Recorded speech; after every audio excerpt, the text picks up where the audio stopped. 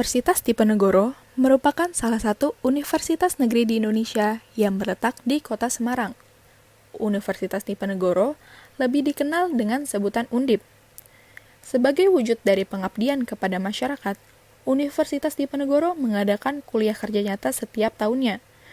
Kuliah kerja nyata, atau yang biasa disingkat dengan KKN, merupakan salah satu kegiatan yang identik dengan mahasiswa.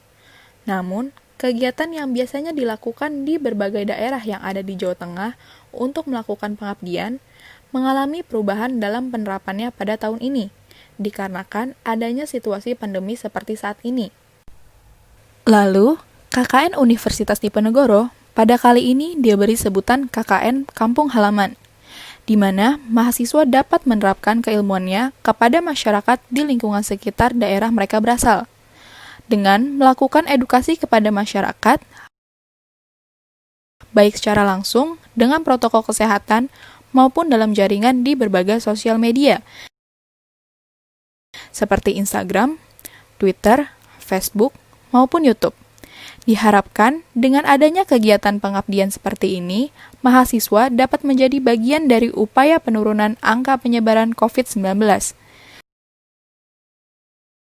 KKN sendiri terbagi ke dalam berbagai wilayah dan kota, seperti Jakarta, Bekasi, Depok, Kota Tangerang, dan Kota Tangerang Selatan, serta berbagai wilayah lainnya.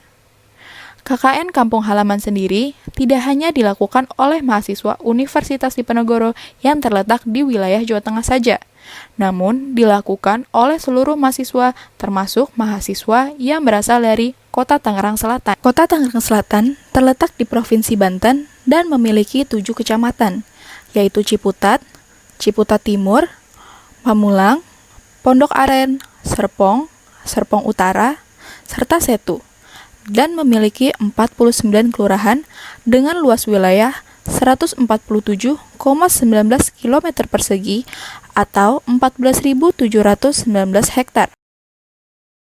Berdasarkan hasil sensus penduduk tahun 2010 oleh BPS Kota Tangerang Selatan, jumlah penduduk Kota Tangerang Selatan adalah 1.290.322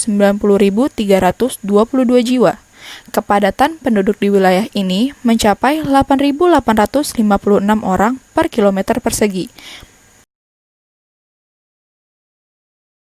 Penduduk berjenis kelamin laki-laki sebesar 652.281 jiwa, sedangkan penduduk berjenis kelamin perempuan terdapat sejumlah 638.041 jiwa. Rasio jenis kelamin adalah sebesar 102,23, yang menunjukkan bahwa jumlah penduduk laki-laki lebih banyak dibandingkan jumlah penduduk perempuan. Potensi Kota Tangerang Selatan. Ini adalah beberapa tempat berpotensi yang ada di Kota Tangerang Selatan.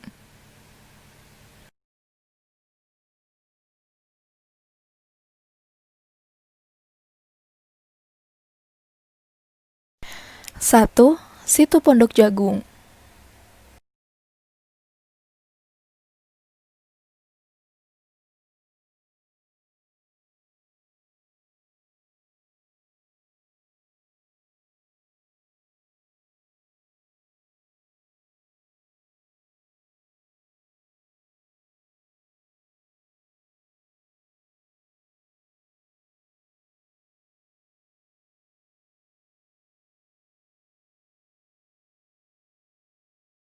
Dua, Pasar Modern BSD.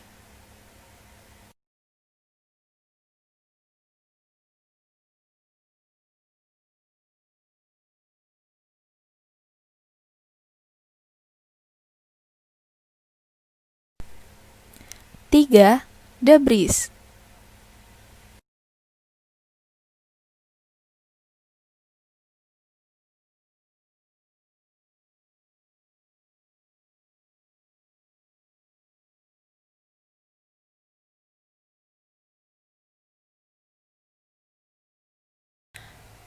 Masalah yang ada di Kota Tangerang Selatan.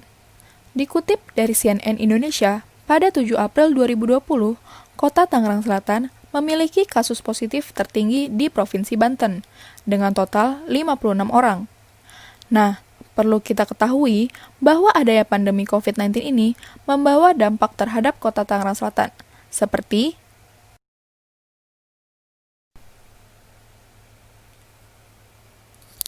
1. Ekonomi. Berdasarkan data yang didapat dari IDN Times Banten, ribuan pekerja di Tangerang Selatan kehilangan pekerjaan akibat pemutusan hubungan kerja.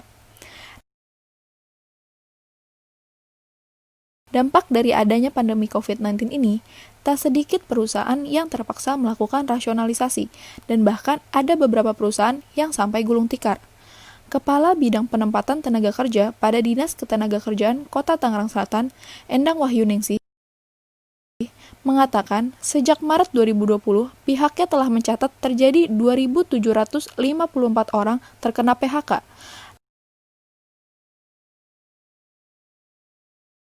Dalam wabah yang mengungkung dunia ini, tak hanya perusahaan-perusahaan besar yang terkena dampak, melainkan para pelaku usaha kecil, bahkan mikro pun, merasa kesulitan akibat daya beli masyarakat yang turun drastis. Endang mengatakan sebanyak 1.626 pekerja yang terkena PHK di 43 perusahaan.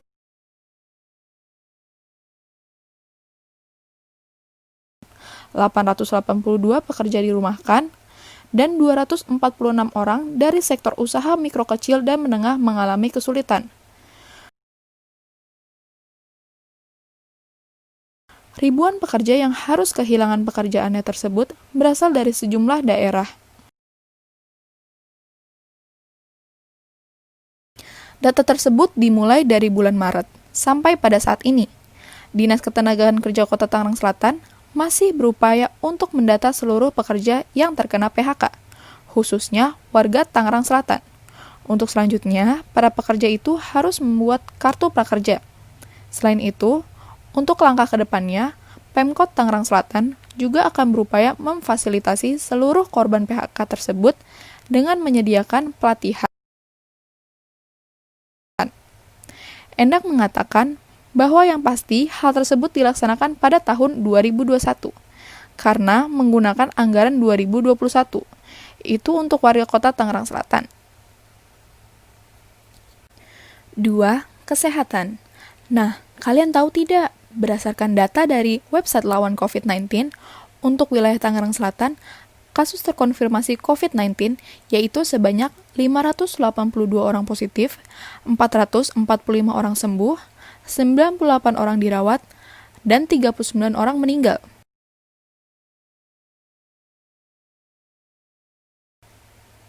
Berdasarkan kuesioner yang telah kami buat, dampak dari COVID-19 menyebabkan harga pokok makanan, hand sanitizer, dan masker pun naik.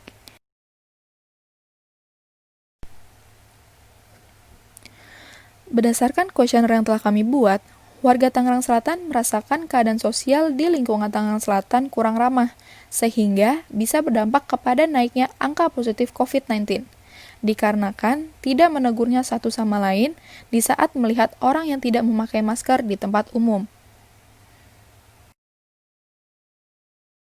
Kompleks Sekretariat Negara, Pondok Kacang Barat, Pondok Aren, Tangerang Selatan, memiliki 2 mahasiswa Universitas Diponegoro yang sedang menjalankan KKN Tim 2 Universitas Diponegoro periode 2020. Di komplek ini terdapat beberapa potensi. Salah satunya yaitu memiliki TK, memiliki gedung serbaguna, dan juga memiliki masjid yang bernama Masjid Al-Ikhlas. Sekian dan selamat jalan.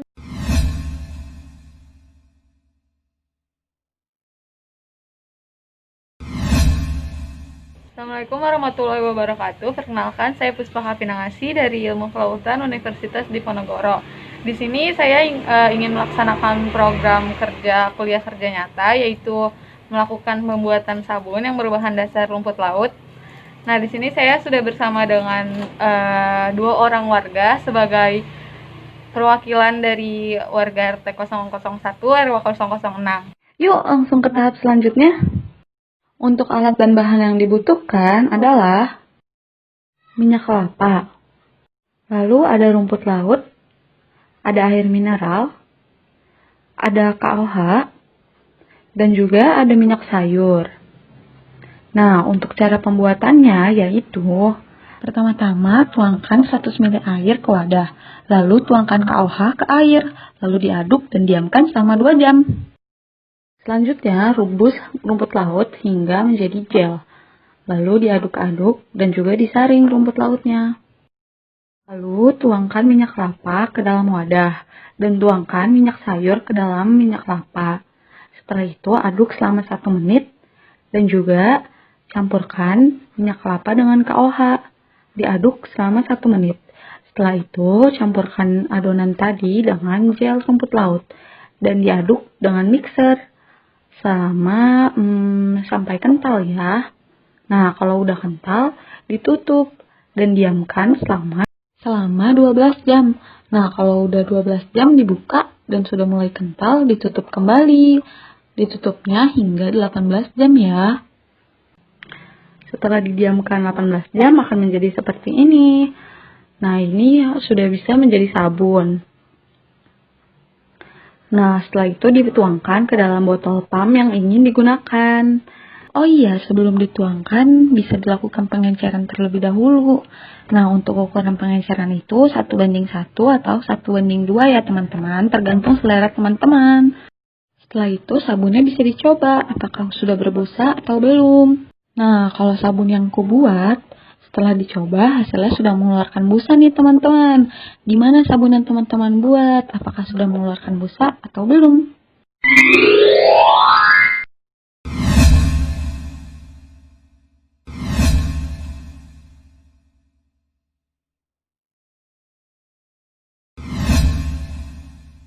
Alat dan bahan yang dibutuhkan untuk pembuatan masker, yang pertama, cetakan masker dari kertas, lalu ada patch yang diinginkan, lalu ada kain scuba berwarna hitam, ada jarum dan benang jahit, dan yang terakhir ada gunting. Cara pembuatannya yaitu, pertama pasang pin dengan menggunakan jarum pentul di antara kain dan juga kertas agar tidak bergeser, lalu digunting mengikuti pola yang ada. Setelah itu dijahit. Nah, sebelum dijahit diusahakan untuk memasang pin agar tidak bergeser. Setelah itu pilih patch yang diinginkan, kemudian letakkan di salah satu sisi dari kain, kemudian dijahit. Karena patch yang digunakan pada video kali ini berukuran kecil, jadi aku hanya memegangnya saja. Apabila patch berukuran besar, bisa digunakan pin agar tidak bergeser saat dijahit. Setelah semua patch dan masker sudah dijahit, maka masker pun jadi. Nah, seperti itu cara membuatnya. Gampang kan? Selanjutnya, aku akan memberitahukan cara menjahit patch. Nah, cara menjahit patch yang gunakan itu dari atas ke bawah secara berulang menjadi seperti ini. Selanjutnya aku akan memberitahukan bagaimana cara menjahit kain scuba. Nah, untuk caranya itu yang pertama dimasukkan jarum dan juga benang dari satu sisi hingga menembus sisi yang lainnya, kemudian ditusuk secara berlawanan dan dimasukkan ke benang yang ada di sebelumnya, jadi akan menjadi seperti ini. Nah, ini untuk detail jahitannya.